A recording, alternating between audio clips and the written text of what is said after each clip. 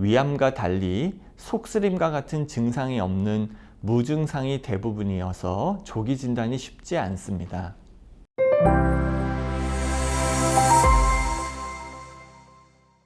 안녕하세요. 저는 성균관의대 강북삼성병원에서 근무하는 혈액종양내과 교수 구동회입니다.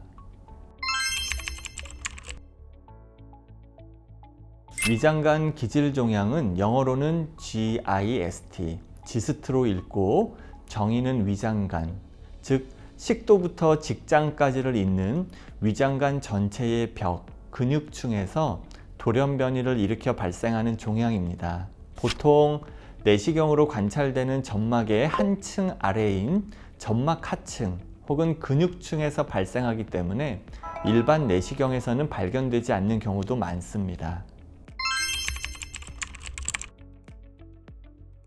앞에서 말씀드린 것처럼 점막 하층 혹은 근육층에서 발생하기 때문에 위암과 달리 속쓰림과 같은 증상이 없는 무증상이 대부분이어서 조기 진단이 쉽지 않습니다. 위장관 기질종양 지스트가 커질 경우 복통, 장이 막히는 장폐색, 점막을 침범할 경우에는 장출혈이나 장파열로 인한 복강내 파열이 갑자기 발생할 수는 있습니다.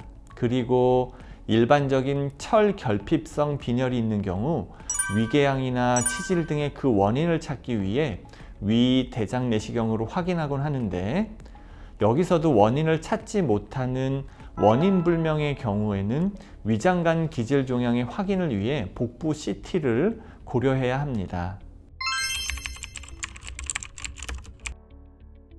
아직까지 지스트의 원인으로 알려진 생활습관은 따로 있지 않습니다.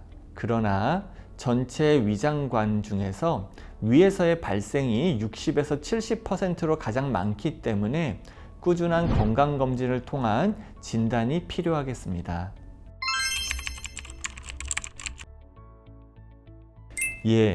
우연히 위내시경에서 발견되어 진단받는 경우가 가장 흔하기 때문에 조기에 발견될 경우 수술적 절제로 완치가 됩니다.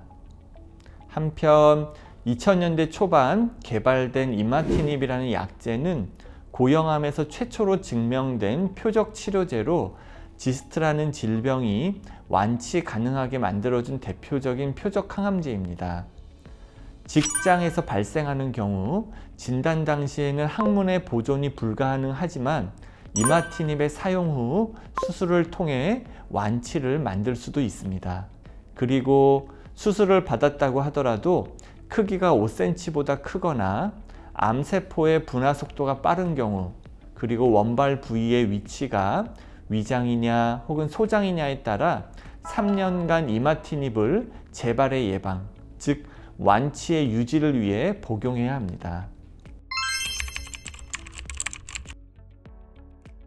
지스트라는 병이 아직도 일반인에게는 낯설기만 한 병이지만 좋은 약제들의 개발로 이제 대부분의 의료진들에게는 익숙한 질병입니다.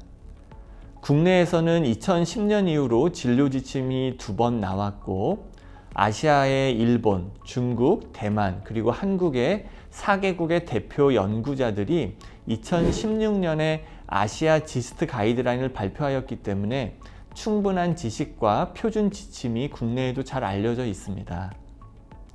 국내에서도 아까 말씀드린 이마티닙 이외에도 수니티닙, 레고라페닙이라는 2차, 3차 표적 항암제가 보험급여로 사용이 가능하기 때문에 적극적인 관심과 노력이 좋은 결과를 가져올 수 있습니다. 위장관 기질종양 지스트는 수술뿐 아니라 좋은 표적 치료제의 사용으로 충분히 좋은 결과를 얻을 수 있는 병입니다. 결코 두려워하지 않으셔도 되겠습니다.